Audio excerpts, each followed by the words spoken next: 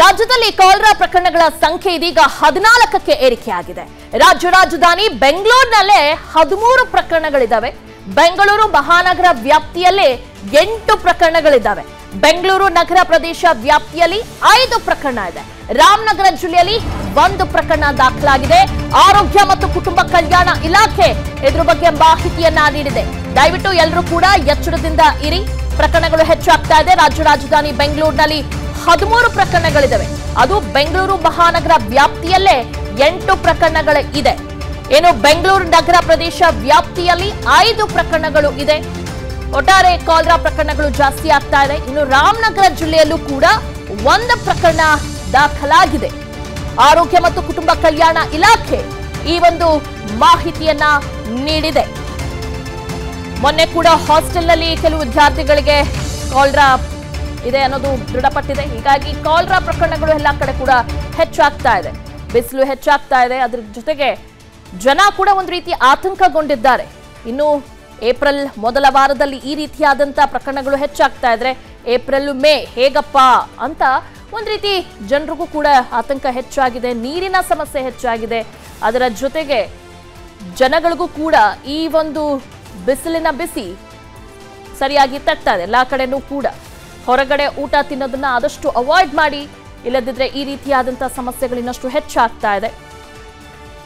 Cholera ಪ್ರಕರಣಗಳು ಬೆಂಗಳೂರಲ್ಲೂ ಕೂಡ ಹೆಚ್ಚಾಗ್ತಾ ಇದೆ. ರಾಮನಗರದಲ್ಲೂ ಕೂಡ 1 ಪ್ರಕರಣ ದೃಢಪಟ್ಟಿದೆ. ಒಟ್ಟು 13 ಪ್ರಕರಣಗಳು ದಾಖಲಾಗಿವೆ.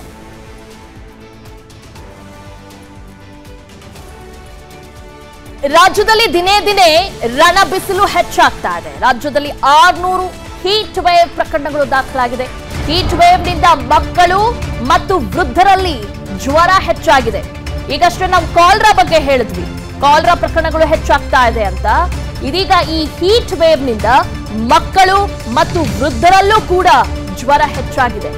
ರಾಜ್ಯದಲ್ಲಿ ತಾಪಮಾನ ಏರಿಕೆಯಿಂದ ಹೀಟ್ ವೇವ್, ಹೀಗಾಗಿ ಬೆಂಗಳೂರಿನಲ್ಲಿ ಗರಿಷ್ಠ ತಾಪಮಾನ ದಾಖಲು ಹಿನ್ನೆಲೆ ಆಸ್ಪತ್ರೆಗಳಲ್ಲಿ ಹೀಟ್ ಸ್ಟ್ರೋಕ್ ವಾರ್ಡ್ಗಳನ್ನ ಕೂಡ ನಿರ್ಮಾಣ ಮಾಡಲಾಗಿದೆ. ವಾರ್ಡ್ ನಿರ್ಮಾಣಕ್ಕೆ ಆರೋಗ್ಯ ಇಲಾಖೆ ಕೂಡ ಸೂಚನೆಯನ್ನ ಕೊಟ್ಟಿದೆ. 5 ರಿಂದ 6 ಬೆಡ್ಗಳು ಹೀಟ್ ಸ್ಟ್ರೋಕ್ಗೆ ವಾರ್ಡ್ಗೆ ನಿರ್ಮಾಣ ಮಾಡಲಾಗಿದೆ. ಈಗಾಗಲೇ ಕೆಸಿ ಜನರಲ್ ಆಸ್ಪತ್ರೆಯಲ್ಲಿ ಪ್ರತ್ಯೇಕ ವಾರ್ಡ್ ವ್ಯವಸ್ಥೆ ಕೂಡ ಮಾಡಲಾಗಿದೆ.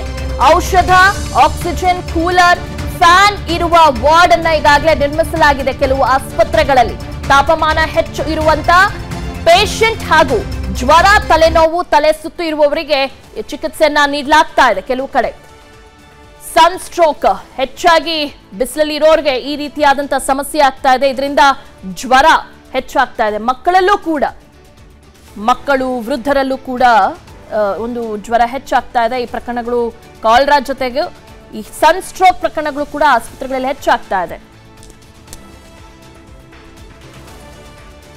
ಎಲ್ಲದ್ರ ಬಗ್ಗೆ ಡೀಟೇಲ್ಸ್ ಅನ್ನ ನೀಡ್ತಾರೆ ನಮ್ಮ ಪ್ರತಿನಿಧಿ ಮುತ್ತಪ್ಪ. ಕಾಲರಾ ಜೊತೆಗೆ ಸನ್ ಸ್ಟ್ರೋಕ್ ಪ್ರಕರಣಗಳು ಕೂಡ ಹೆಚ್ಚಾಗ್ತಾ ಇದೆ.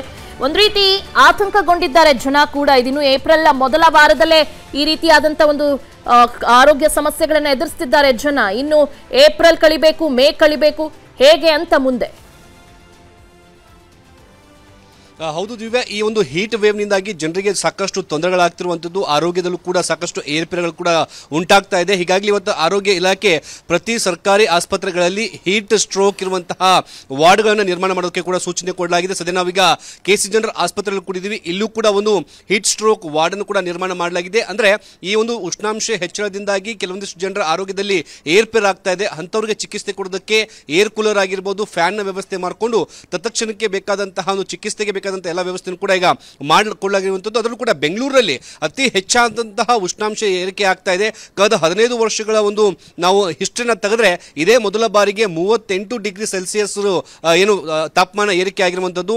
ಈ ಒಂದು ಏಪ್ರಿಲ್ ಅಂತ್ಯದೊಳಗೆ 40 ಡಿಗ್ರಿಗೆ ತಲುಪುವಂತಹ ಸಾಧ್ಯತೆ ಇದೆ ಅಂತೇಳಿ ಅಲ್ಲಿ ಹವಾಮಾನ ಇಲಾಖೆ ಮಾಹಿತಿಯನ್ನು ಕೊಟ್ಟಿರುವಂತಹ ಕಾರಣಕ್ಕಾಗಿ ಆರೋಗ್ಯ ಇಲಾಖೆ ಅಧಿಕಾರಿಗಳು ಈಗ ಎಲ್ಲಾ ಸರ್ಕಾರಿ ಆಸ್ಪತ್ರೆಗಳಲ್ಲಿ ಹೀಟ್ ಸ್ಟ್ರೋಕ್ ವಾರ್ಡ್ಗಳನ್ನು ನಿರ್ಮಾಣ ಮಾಡೋದಕ್ಕೆ ಸೂಚನೆ ಕೂಡ ಕೊಟ್ಟಿರುವಂಥದ್ದು. ಯಾಕಂದ್ರೆ ವೃದ್ಧರಿಗೆ ಮತ್ತೆ ಮಕ್ಕಳಿಗೆ ಅತಿ ಹೆಚ್ಚು ಈ ಹೀಟ್ ವೇವ್ ಏನು ಕಾಯಿಲೆಗಳು ಕೂಡ ಕಂಡು ಬರ್ತವೆ. ಜ್ವರ ಆಗಿರಬಹುದು, ಜೊತೆಗೆ ಒಣ ಶೀತ ಆಗಿರಬಹುದು, ಜೊತೆಗೆ ಮೈಯಲ್ಲಿ ಕೂಡ ಗುಳ್ಳೆಗಳು ಉಂಟಾಗುವಂತಹ ಸಾಧ್ಯತೆ ಇದೆ. ಹೀಗಾಗಿ ಎಲ್ಲಾ ಸರ್ಕಾರಿ ಆಸ್ಪತ್ರೆಗಳಲ್ಲಿ ಮುನ್ನೆಚ್ಚರಿಕಾ ಕ್ರಮನ ಕೈಗೊಳ್ಳುವುದಕ್ಕೆ ಈಗ ಹೀಟ್ ಸ್ಟ್ರೋಕ್ ವಾರ್ಡ್ಗಳನ್ನು ಕೂಡ ನಿರ್ಮಾಣ ಮಾಡೋಕ್ಕೆ ಸೂಚನೆ ಕೊಟ್ಟಿರುವಂಥದ್ದು.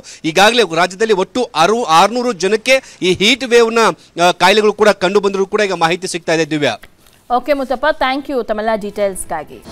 ಅನುಕ್ಷಣದ ಸುದ್ದಿಗಳಿಗಾಗಿ Vistara news YouTube channel subscribe ಮಾಡಿ. ಹೊಸ ಸುದ್ದಿಗಳ ನೋಟಿಫಿಕೇಶನ್ಗಾಗಿ ಬೆಲ್ ಐಕಾನ್ ಕ್ಲಿಕ್ ಮಾಡಿ. ಲೇಟೆಸ್ಟ್ ಅಪ್ಡೇಟ್ಸ್ಗಾಗಿ www.vistaranews.com ವೆಬ್ಸೈಟ್ಗೆ ವಿಸಿಟ್ ಮಾಡಿ. ಅಂಗೈಯಲ್ಲೇ ಜಗತ್ತಿನ ಸುದ್ದಿ ತಿಳಿಯಲು Vistara news Kannada app download ಮಾಡಿ.